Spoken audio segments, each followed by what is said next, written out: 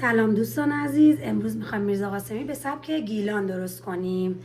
بادمجون 1 کیلو، سیر 1 بوته، 2 عدد تخم مرغ، گوجه 3 تا متوسط رنده شده، به مقدار لازم نمک و زردچوبه. اینجا ما داریم بادمجون رو کبابیش میکنیم، ولی بعضیا بادمجون سرخ میکنن بعد میکوبنش، ولی کبابیش خیلی خوشمزه تر میشه.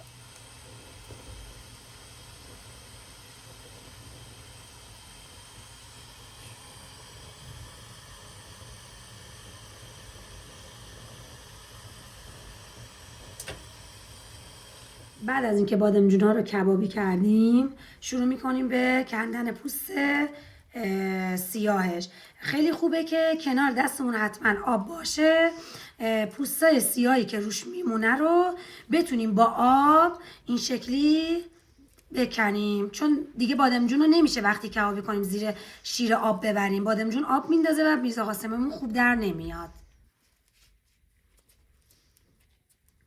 آروم آروم پوستشو میکنیم.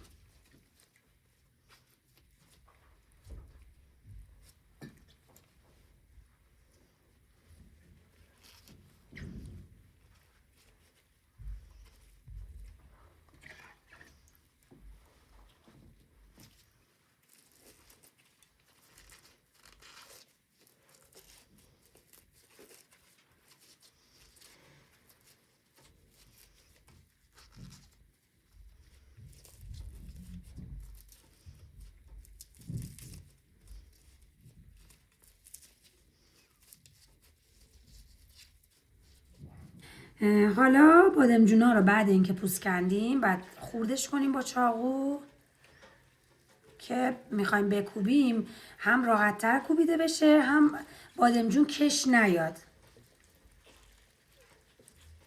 سیرم رنده میکنیم.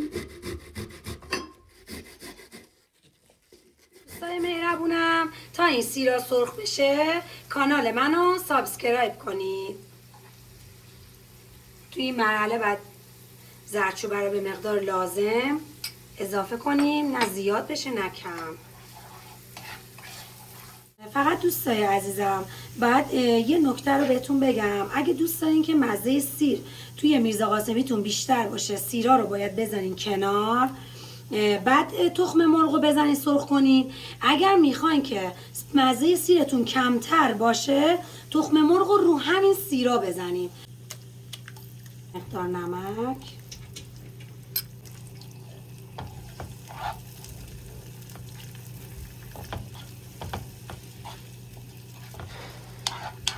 خیلی خوبه که تخم مرغ رو قشنگ هم بزنید. تخم مرغ باید کامل سرخ بشه، اگه بخواد عسلی بشه میرزا قاسمیتون مزه زخم میگیره. اینم یه نکته خیلی مهمه. تخم مرغمون باید دقیقا همین جوری دونه دونه بشه، باید جدا بشه، گوله گوله بشه. یعنی به این مرحله که برسه یعنی تخم مرغتون کامل سرخ شده، از حالت عسلی در اومده. حالا ما گوجه‌ای که رنده کرده بودیم از قبل رو به تخم مرغ اضافه میکنیم.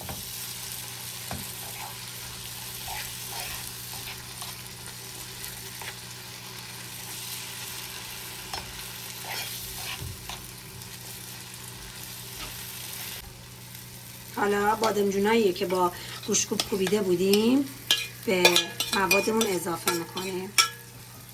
حالا ما باید این میرزا قاسمیمون رو بذاریم نیم ساعت روی گاز با شعله خیلی کم، درش هم بذاریم که قشنگ آب بادمجونا کشیده بشه. اون وقت یه میرزا قاسمی فوق العاده خوشمزه دارین. فقط اگر از این میرزا قاسمیمون خوشتون اومد حتما ما رو به دوستاتون معرفی کنید و لایک هم یادتون. عزیزای دلم، میرزا قاسمی ما آماده شده. این غذا رو هم میتونین با سبزی خوردن هم با ترشی میل بفرمایید.